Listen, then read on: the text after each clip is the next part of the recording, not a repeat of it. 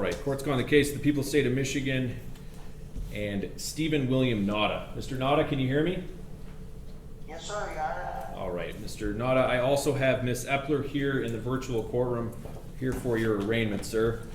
Mr. Nauta, I have before me a 4-count felony complaint that alleges as follows, that on or about September 27th of this year at 1747 North Ridge Drive, a location falling in the city of Walker, Kent County, that you did in count 1 at that location and on that date knowingly make a false report of an act of terrorism and did communicate the false report and threaten to commit an act of terrorism and did communicate that threat to another person. Contrary to Michigan law, count 1 is referred to as false report or threat of terrorism.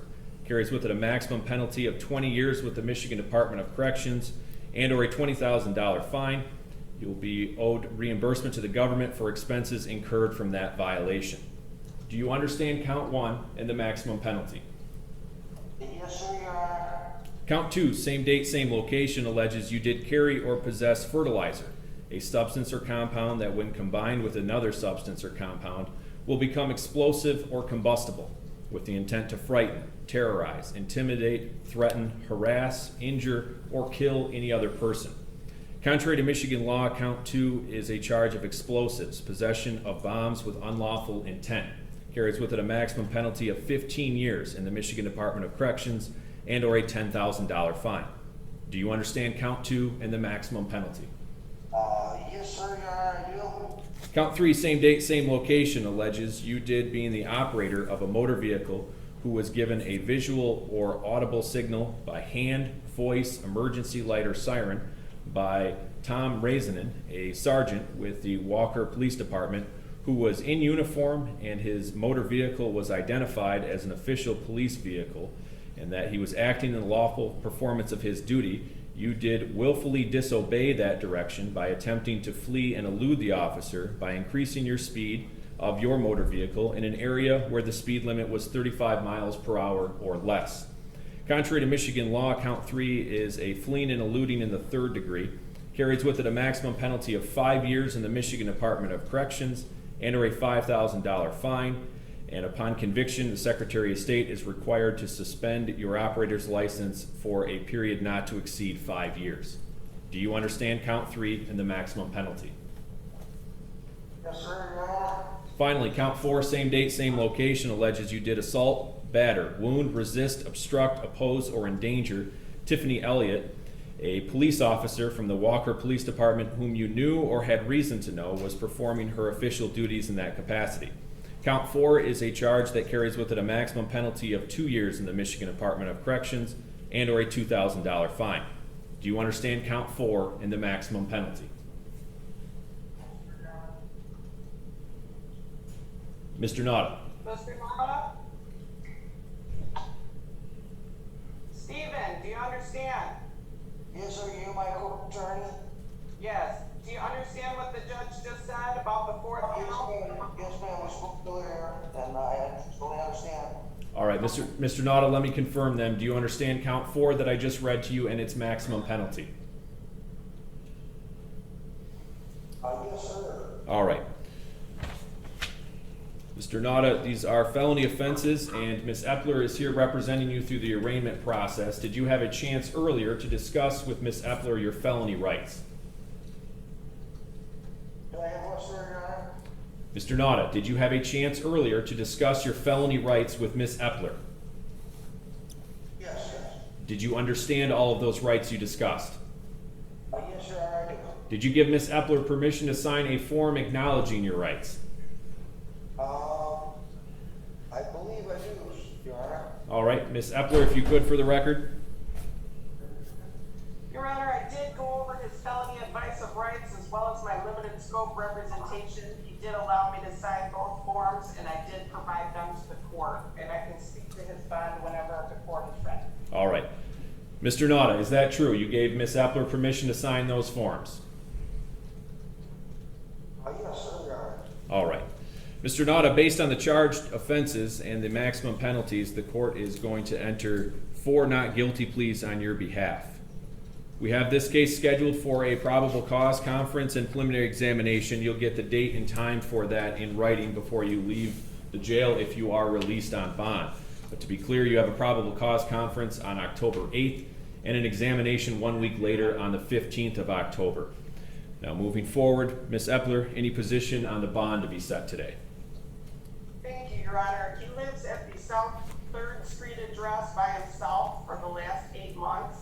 He's retired and receives Social Security benefits. He's not married, he's divorced, his children are now adults, he's not on probation or parole. Indicates that he hasn't been involved in jail time or any criminal activity since 2000 when he had some kind of a marijuana charge. Your Honor, based on his ties to the community and his limited criminal history in the last few years, we would ask for a personal bond if the nature of the charges is such that the court feels that that is out of line. We would ask for a low 10% as there is not a lot of money for bond with Social Security. Thank you. Thank you, Ms. Epler. Mr. Nauta, I'm going to give you this warning one time and one time only. Do not give that double middle finger salute to the court again. Do you understand me? I apologize. I never did mean to disrespect Your Honor. I was stretching and made wrong gesture. I apologize and won't do it again. Thank you, Mr. Nauta. Well, Mr. Nauta, bond is set for 2 reasons: risk of flight and risk to the public. These are pretty significant charges, especially in counts 1 and 2. They involve terrorism, the possession of a core element of a bomb, and using threats to create what would be considered a terroristic environment.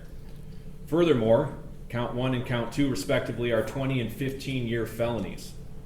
The court, in terms of how to assess those felonies, in a way looks to the end, not the beginning, and reviewing what would be the sentencing guidelines that would be employed by a court sentencing you. I would score OV 20, OV 1, OV 2, and OV 19, all very significant offense variables that come into play here. Now, inherently, there's always some risk of flight to avoid prosecution, especially with significant charges. Furthermore, that risk of flight is shown by counts 3 and 4, fleeing officers, ignoring orders, and as the affidavit alleges, circumventing a roadblock.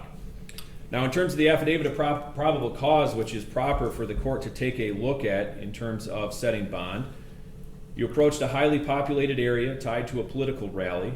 You were told at a checkpoint by officers that you were going to move on and that you had C-4 and it was the real deal. You sped past, ignored commands, and ignored pursuing police vehicles, as alleged. You threw fertilizer from your vehicle to show the appearance of an explosive device, and then you advised your actions were to terrorize and threaten those around you with a bomb. Now, these charges center on a political event that can repeat itself, and the risk of continued criminal activity here is fairly high. The risk of flight is based on ignoring officers' commands and orders. That flight was based on an intimidation tactic and deception by way of throwing fertilizer. Risk of public is as well very clear to this court today. Your alleged actions jeopardized all in the area, officers included. Any release needs to be tied to a significant financial obligation and restrictive conditions. Risk to the public also extends to public functions. It's not lost on this court here today that your alleged actions were directed to stopping or hindering a fundamental aspect of this country's democratic process, a political rally. Finally, in setting the bond, the court looks at the sentencing guidelines again to show how counts 1 and 2 could be handled at the end stage of this. There are only 2 instances where immediately 100 points can be scored for an offense on the offense variables. 1, where an individual was killed or multiple individuals killed, or 2nd, where there was an act of terrorism with threatened use of an explosive or incendiary device, like the bomb threat here. With all of that stated on the record, the court is going to put bond in the following fashion. It will be a $1 million cash or surety bond that will include the following conditions: no alcohol, no drugs, testing at the order of the court, reporting to court services, no firearms, dangerous weapons may be possessed, no bomb-making equipment may be possessed, including fertilizer, and you will be affixed with a GPS tether prior to your release from the Kent County Jail, and you will be on house arrest at the location provided in Sand Lake. Mr. Nauta, do you understand your bond and the conditions of your bond? I guess I'm confused, but I think, did you just offer me house arrest at my address? What I'm telling you, sir, if bond is posted, you will be affixed with a GPS tether and you will be on house arrest at that location. Okay, well, Your Honor, given my situation, I think I'm better off just staying here. This is a very cruel world out there, probably a lot better off here.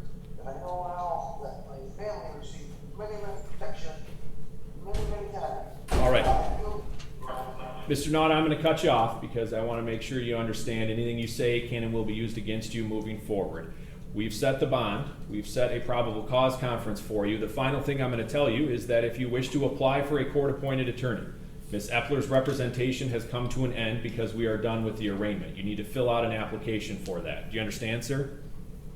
Yes, sir, please bring me that, or whatever I will do it. I want a court appointed. I don't need no, like, high appointed, definitely Billy, Jeffy Fire. I don't have any weights for this one, the whole world's alive. All right, Mr. Nauta, I'm going to cut you off again. You've asked for the paperwork. That'll be provided for you at the jail. We will see you at your probable cause conference. You are all set today, sir. Thank you, Deputy.